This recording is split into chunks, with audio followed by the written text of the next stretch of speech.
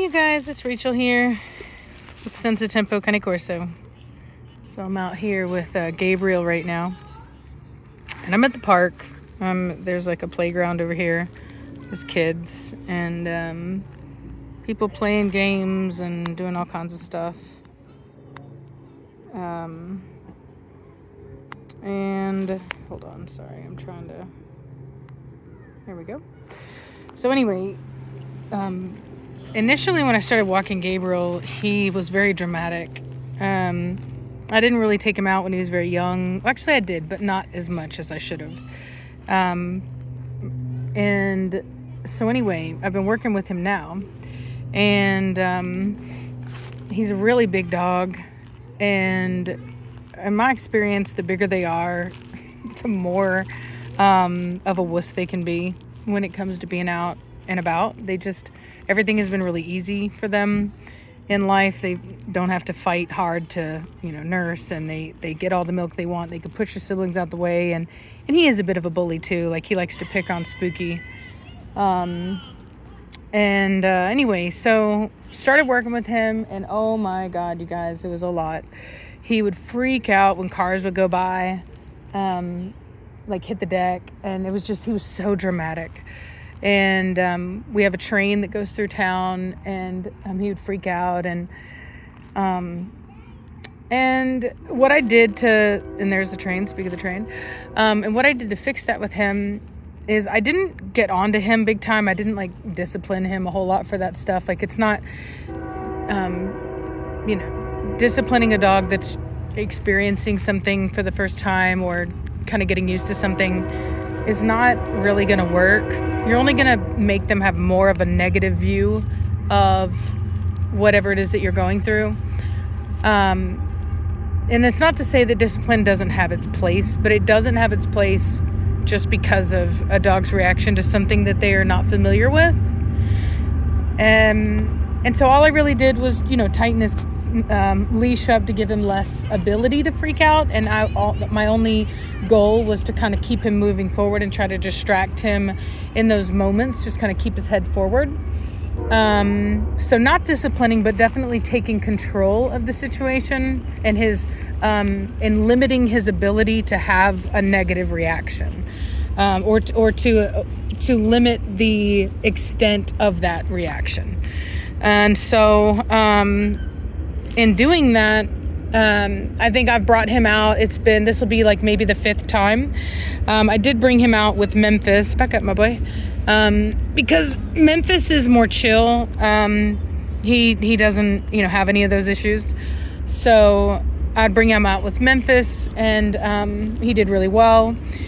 And then today was the first day I brought him out by himself again, and he did fantastic. That train went by. There's two trains that go by here. One of them is like the Amtrak, which people are on, and the other one is like, I don't know what you call it. It's like a cargo train, which is the one that's going by right now. And he did not react at all. He literally just kept walking forward. Now, it's not to say that he wasn't, that he was just complete. Like, he did have, it made him uncomfortable, but it did not affect the way that he behaved at all. He did not react, which is super, super, super big for him. And then as we were walking, because ultimately we walk up and down the train track, and there's a road on each side, he did not react to any of the cars that were going by either, which I was very impressed by, because that's been a thing for him. And I mean, he just did fantastic. And I really wasn't expecting that level of progress from him that quickly, because it really didn't take him very long. But I'm super, super happy about it. My goal is to get him in a show ring, because he's a beautiful dog. But, the thing about Corso is that they're a rural farm dog that is used for protection.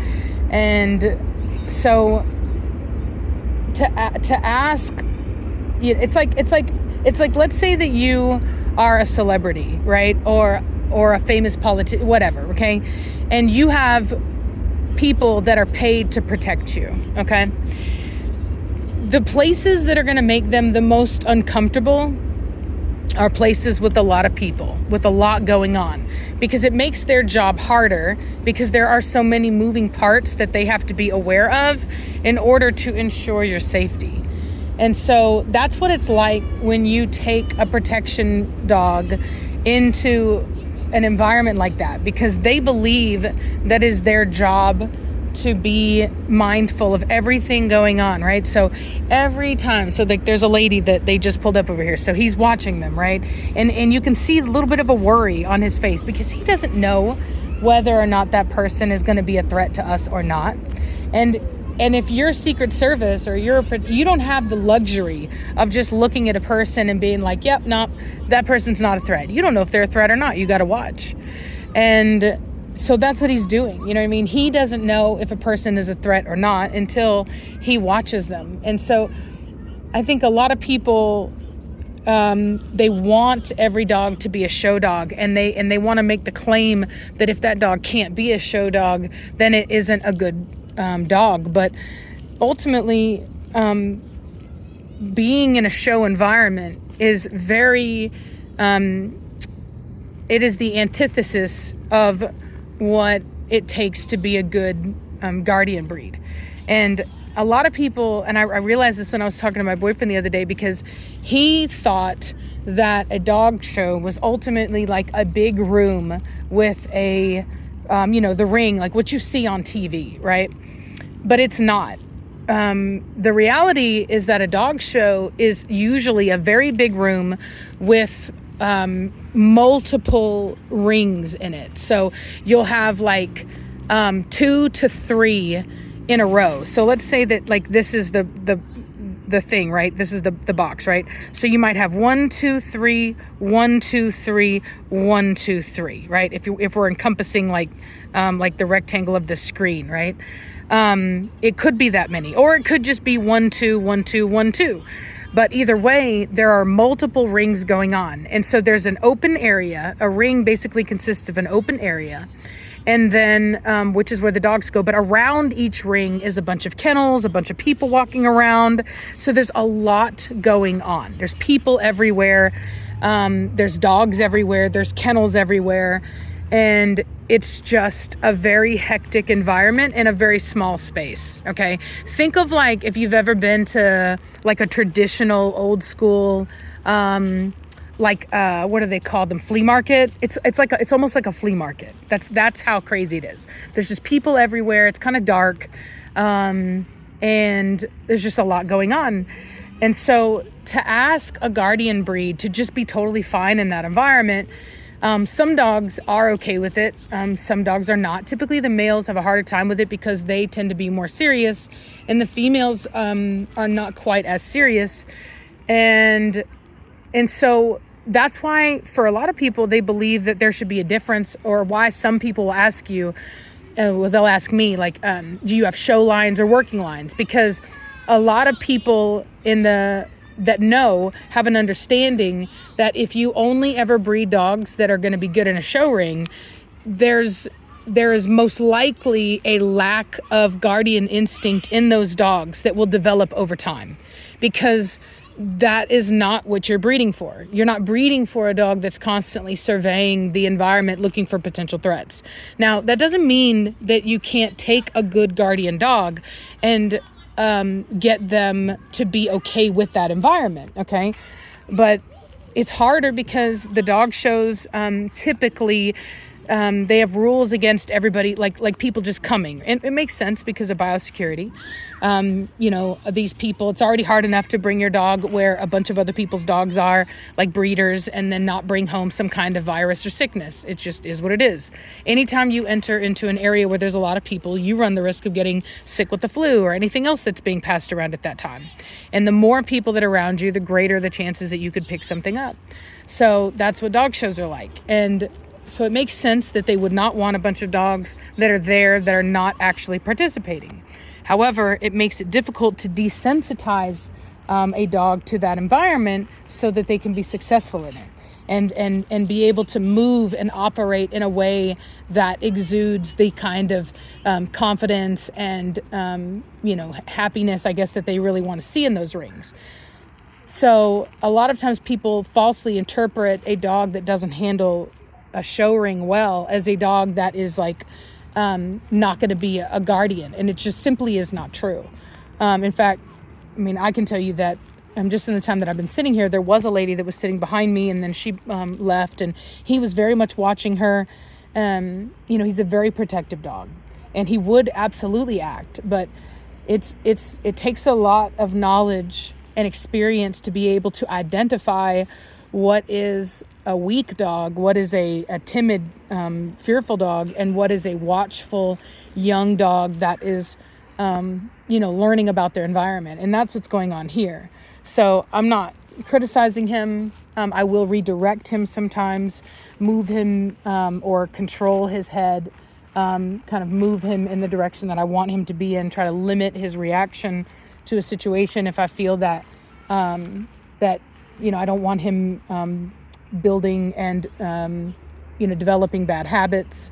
And then him being here, I don't have any small children anymore. I'm not trying to have any more kids.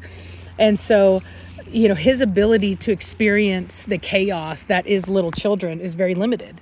And so if I want him to be okay with children, then I have to bring him where children are.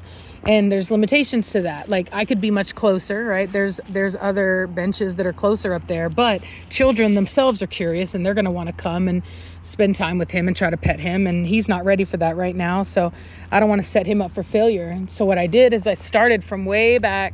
I don't know if you can see it, but way back in the field by the tree line back there was a bench. And that's where I started. And then I moved up here.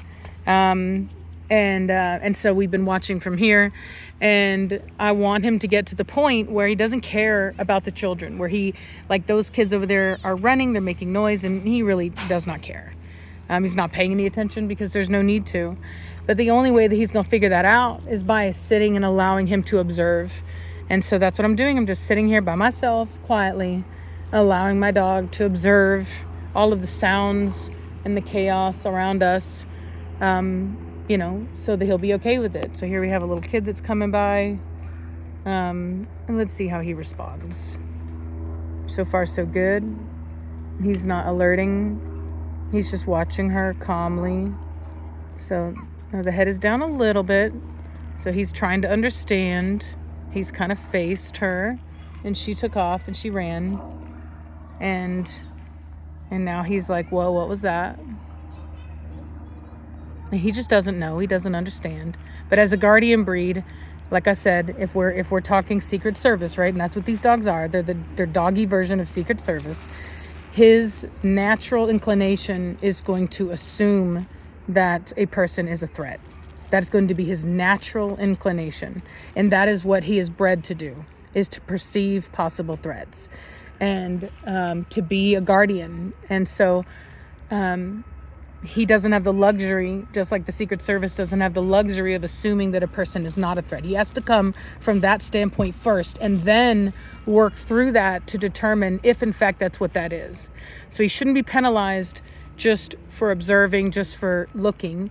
Where I will get onto him is where he shows any aggression, whether that be through barking or growling, if the person is not a threat. So that's my way of helping him to correct, his database of behavior, to understand that, I'm giving him the direction to know you're wrong on that. That was a false alarm. You shouldn't have alerted to that.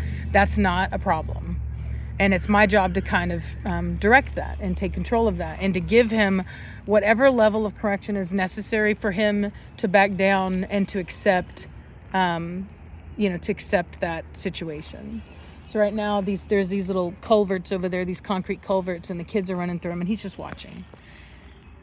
And all of this is going to be really good for him to see how children act, how they sound, what they do, because kids are super sketchy to dogs. They do everything that you shouldn't do. They run away, they stare them in the eyeballs, they get in their faces, they do all the things you shouldn't do. And that's fine. They're kids, and they're just being kids. But it's important that we understand that, and that we're prepared for it, and that we're ready to instruct our dogs and teach them how to handle those situations and to recognize what is a threat and what is not a threat. And ideally, because he is a more serious dog, I'm just going to have to bring him out. And it's important that you don't want to trigger fight or flight in the dog, right? And depending upon each dog, every dog is going to be trained differently. So the way that I train this dog would be different that I would train another dog. And I do think that's very important. All my training is based on the individual. But for him, I recognize that he is the type, because he's a little bit more sensitive. I know that he will go into fight or flight if I put him under too much pressure. And I don't want to do that, because when we are in fight or flight, we're not thinking. We're not using the thinking part of our brain. No. And so that's why instead of being up there closer, I keep at a distance. That way he's using his thinking brain and he's absorbing everything about these kids, everything that's going on. And the more that I do this, the better he will get. So every day that I come out here and he gets to experience this, he will care less and less and less about the children. And ideally, I will get to the point that I can actually take him into a show ring and show him, because I've worked within the boundaries of his own limitations. So anyway, hope you guys enjoyed, and I'll talk to y'all later. Bye. Gabriel, say bye. You baby. You baby. All right, y'all. Bye.